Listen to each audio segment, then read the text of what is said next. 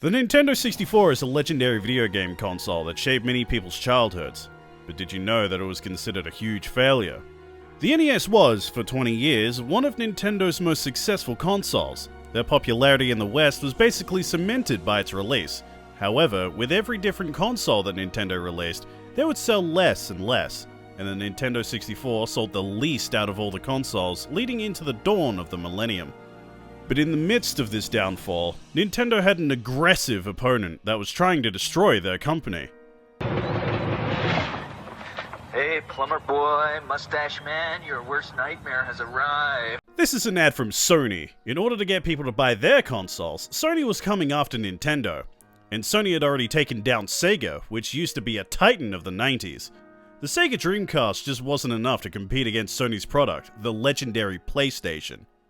Their defeat was so great that Sega retired from making consoles altogether, and this was the threat that Nintendo faced. Not only this, but Sony was about to launch a dangerous and even more powerful new weapon against them. Everyone watched as they feared for the life of Nintendo, but Nintendo had one ace up its sleeve which could save the company. Except, it didn't. Nintendo's big player did not budge the new titan, and that led to a moment of desperation for Nintendo. Hiroshi Yamauchi, then president of Nintendo, had seen his fair share of challenges, but he knew that he wasn't going to be the one to find a solution this time. Yamauchi had been president of Nintendo for a long 53 years, but his methods weren't working anymore. The market was turning away from the old ways. He needed someone with a fresh perspective to fight against Sony. So for the first time ever, Nintendo's control by the Yamauchi family would come to an end. Nintendo needed a new president. And Yamauchi had one man in mind who he felt could take on this monumental role. He was a programming expert and game lover who Yamauchi had personally convinced to take leadership of another company years before. A quirky genius who had proven himself many times. The only man for the job was Satoru Iwata. President, developer, gamer, genius. There are many things to call Satoru Iwata, but how did he stand up to Sony and save Nintendo? It's a long story, but please understand, it will be very worth it. So Yamauchi needed someone to stand against the most successful console of all time. The big question to ask is, why Satoru Iwata? Everything seemed insane about it. Iwata wasn't part of the Yamauchi family, he was very young, and perhaps most outrageous of all, he wasn't even part of Nintendo until 2 years prior. What did Yamauchi see in him? Well, Iwata was part of the original team of a game company called Hal Laboratory. He had been working with them since before he graduated from university, was their oldest programmer, and current president. That's right, Satoru Iwata was already a company president even before he took the reins of Nintendo. And the best part?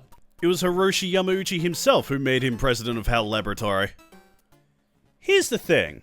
Hal Laboratory started out small, working from a single bedroom in Akihabara with Iwata as their only programmer.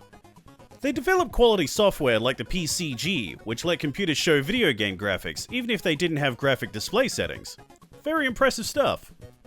It was Iwata that approached Nintendo too. The Famicom, or the NES in the West, had recently been released, and a starry-eyed Iwata personally traveled to Nintendo HQ in Kyoto to get Hal Laboratory permission to develop games for the system. He was hyped about it. Turns out, Iwata had been fascinated by technology for many years. The man was a bottomless pit of computer knowledge. During their meeting, it was almost like he knew more about the Famicom hardware than the Nintendo representatives themselves. After obtaining the license, Hal Laboratory and Satoru Iwata demonstrated programming excellence time and time again, and Nintendo took notice. Iwata's first job was to develop a Famicom port of the game Joust in just 3 months. He did it in 2. He was tasked to fix Nintendo's Pinball, which had to be delayed due to previous complications. The game was out by the following year. He even did what no other company could. Golf. No, really, we're serious, golf was a big deal. See, it was considered impossible to fit a full 18-hole golf game in an NES cartridge. There was just not enough space. Iwata jumped at the opportunity, created his own data compression routine to make the game fit, and voila! And that is when Hiroshi Yamauchi decided that he'd like to pay close attention to the career of the young talent. Nintendo invested money directly into HAL, and a profitable partnership was solidified between the two. Iwata worked on many games with many people, learning more and more about game development. He was great at the programming and technical aspects, but it was around this point that he learned what made a game truly fun and memorable. The market's cruel though. In 1991, Hal Laboratory fell into extreme debt as they struggled to pay their bills for the new office. Hiroshi Yamauchi, ever the sharp businessman, saw an opportunity at that point. Why let a prospective talent and a great business partner down at this moment, when he could move the pieces around and see what the next generation was made of? Yamauchi was more than happy to foot the bill, with one condition. Satoru Iwata had to become president of HAL Laboratory. Iwata himself wasn't thrilled about assuming the position, but Yamauchi was insistent. And it's not like he could just say no in the position he was in, right? Despite the good results, Hiroshi Yamauchi gave HAL Laboratory an offer they couldn't refuse. Yamauchi never said he was nice, but it did pay off. With Iwata at the helm, HAL Laboratory was debt-free in 6 years, and was making more profit than before. Even if the young programmer didn't have the experience, he was a fast learner. In the next years, Iwata worked on some of Nintendo's biggest franchises, like Pokemon and Smash Bros., making himself a high-value worker. So in the year 2000, he was offered a position on Nintendo's board of directors, officially joining the company. And all the while, Hiroshi Yamauchi was keeping a close eye on him, seeing how Iwata faced the challenges of the business world, his inventiveness, and taking note of his growth. And it was good. And with the way things have been going, that would need to be good enough. The 2000s came in. Sony and Microsoft were preying on Nintendo's share of the market, and Hiroshi had already given that fight about everything he had. And so, in 2002, amidst the losing battle against Sony and Microsoft, Yamauchi called Iwata into his office. He spoke about his many challenges when he assumed the company over a half a century ago, and how he turned Nintendo from a card-making company into the titan of entertainment it is today, glowering at Iwata all the while. Iwata thought he was about to be fired. Instead, at the end of the lecture, Yamauchi dropped the bombshell. He was appointing Satoru Iwata to be the next president of Nintendo. It was a surprise to Iwata, but Hiroshi was confident in one thing. He had what it takes to keep the company moving forward. As he stepped down officially, Hiroshi Yamauchi made a simple request to those that were present. I would like to make one request. That Nintendo give birth to wholly new ideas and create hardware which reflects that ideal, and make software that adheres to the same standard. Surprised as he was, Iwata knew that it was up to him to make good on that wish. And he'd better start soon, because his rivals weren't going to wait around. Iwata took the position immediately, when it was already out of his element. Before, he'd mostly focused on helping productivity, development, and making sure that the employees could work at their best. But now, Nintendo was still profitable, but Iwata was thrust in the position of having to salvage a company that was in direct threat of being buried. He wasn't prepared for this. He'd been surprised by his own appointment. Nintendo was struggling with the gaming market, while Sony had an iron grip on it. The Nintendo GameCube was performing poorly and had been since its release, and underneath all that, the very state of the market wasn't friendly to Nintendo's usual ways. People wanted games that were more complex and involved, with ever more elaborate mechanics and graphics. The PlayStation 2 had the graphics and the games, while Nintendo didn't. And there was something else people wanted that Nintendo didn't have. Online play. People were chomping at the bit to take a crack at the online market, but this was where Nintendo drew the line. Iwata decided it wasn't what they needed to focus on, and made his stance clear with the phrase, "We're not negative about the idea of going online. Which is practical." Saying something like that from a precarious position was bold, to say the least. Iwata was heavily criticized by observers for his position regarding video games, for not warming up to online play immediately, and for defending less complexity in games at a time when those were all the rage. But well, Nintendo always liked to do things its own way. With Iwata at the helm, Nintendo decided to focus on practicality. They had to work with what they had and figure out something only they could do. To make the GameCube more appealing, they worked together with Capcom to bring exclusive gems to the GameCube, like Resident Evil 4 and Beautiful Joe. It wasn't enough, but it was part of the process.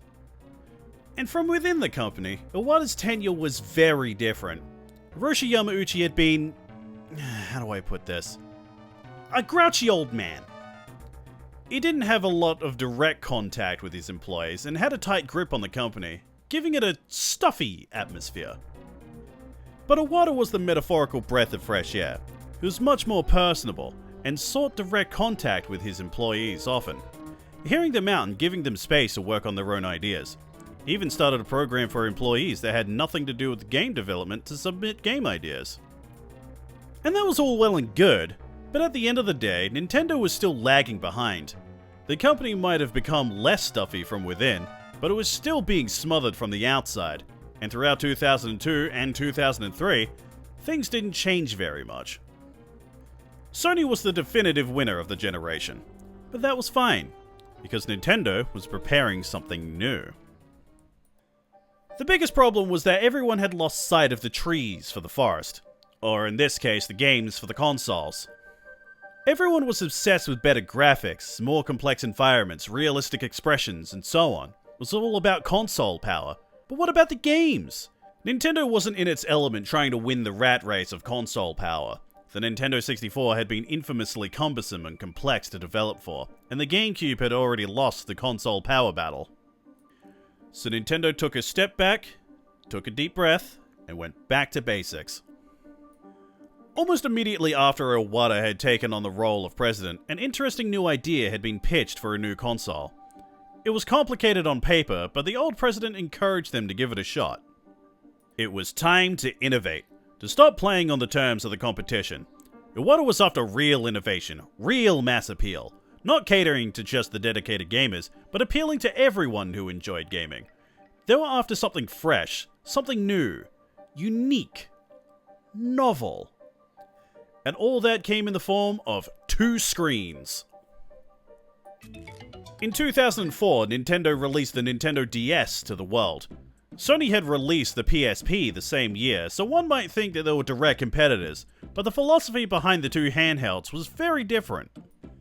The PSP was made to be a pocket-sized PlayStation, able to render the same games in a smaller package. It was an amazing piece of tech which showed Sony was still playing to win. But the DS wasn't made to be a home console but small, you see. The DS was made to stand on its own. It was a hard sell at first, with some seeing the dual screen design as just a gimmick, but Iwata knew what he wanted out of the DS. Accessibility and appeal to people of all ages. And it delivered. Early titles from the Brain Training series became popular puzzle games, and people of all ages got in on it. Not to mention the massive library of games that the DS would receive in the following years. It was everything that it needed to be. The Nintendo DS outsold the PSP in both units and games, marking the turnaround blow on the previous generation. Nintendo opened up the 7th generation with a victory in sales, and Satoru Iwata's philosophy had paid off. And that wasn't the end of it. After striking the first blow, Nintendo was getting ready to bring it around for the 1-2, because the DS was not the only thing Nintendo had been cooking for the past couple of years. In 2005, they announced their next big home console, the Revolution. It's an odd name today, but the intention was clear. It was meant to be a revolution in the way consoles were seen. It was lightweight and small, drawing less power and being framed with a sleek design. And then, the real showstopper. Motion controls. The Revolution eventually came to be known as the Nintendo Wii, and the motion controls were its main draw.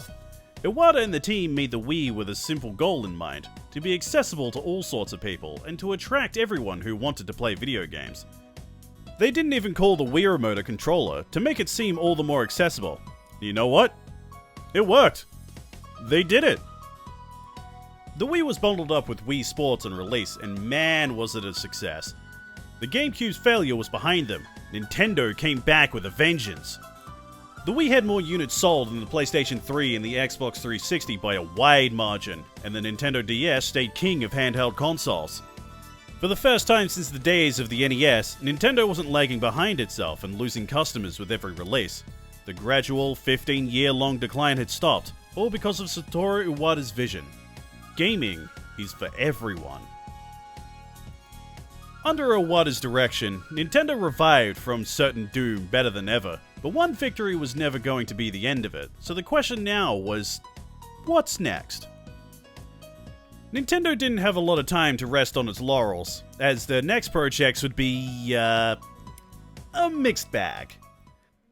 The Wii and the DS held down the fort, but what was next was the Wii U, and I think we all know how that panned out. Outside of the console space, though, Nintendo went down a different path that really challenged the way companies would interact with their customers. Hiroshi Yamauchi had been a very reserved president, and, for the first few years, so was Iwata. But the inner extrovert visionary eventually broke free, and Iwata, the personable man that he was, thought, hey, why not get a little crazy? Iwata was the one that helped institute the Nintendo Direct as a way for Nintendo to reveal games and news, and he was the one that hosted most of them. In his own way. With plenty of props, jokes, and a Mii avatar, Nintendo Directs always had a relaxed and friendly tone. More than a few memes were made from his quirks during the Directs too. I'm pretty sure we all know about Iwata and Reggie's legendary battle by now. Iwata also started an interview series, Iwata Asks, where he would personally interview Nintendo employees and talk about games, systems, and general news. He wanted the public to know who was behind Nintendo, to make everything more approachable. Nintendo is for everyone, you know? Sadly, Iwata's tenure wouldn't be a long one.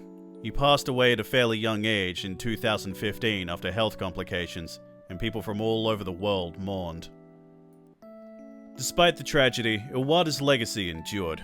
Going forward, Nintendo would strive to stay true to his philosophy of gaming being for everyone, and to keep its products approachable, and all the success that came from that also shaped the game industry as a whole. In his honor, there was also a secret Easter egg put in the Nintendo Switch consoles. Do you remember how one of Iwata's earliest achievements working with Nintendo was programming Open Golf Tournament when nobody else could? Well, that same game was later found by hackers within the Switch's hardware. It was only able to be activated on July 11th, the day of Iwata's passing, if the player moved the Joy-Cons in the same motion Iwata would make during Nintendo Direct. A popular theory among enthusiasts is that this was an omamori charm in Iwata's honor. An omamori charm in Japanese culture is said to contain a spiritual presence to bring the holder good luck and protection, which makes golf Nintendo's way of honoring the memory of Iwata, of making sure his spirit stays connected with everyone. Their way of saying, thank you, Satoru Iwata. Rest in peace. And as cryptic as it might be to some, the message got through. Don't worry, Iwata. We understand. Honestly, if we were to cover absolutely everything about Iwata, we'd be here all year. Did you know he was also the designated takeout guy at Hal Laboratory? And that he coded his first game on a calculator? We have much more to cover, so look forward to future videos. But in the meantime, please like and subscribe so you don't miss anything in the future, and thank you for watching.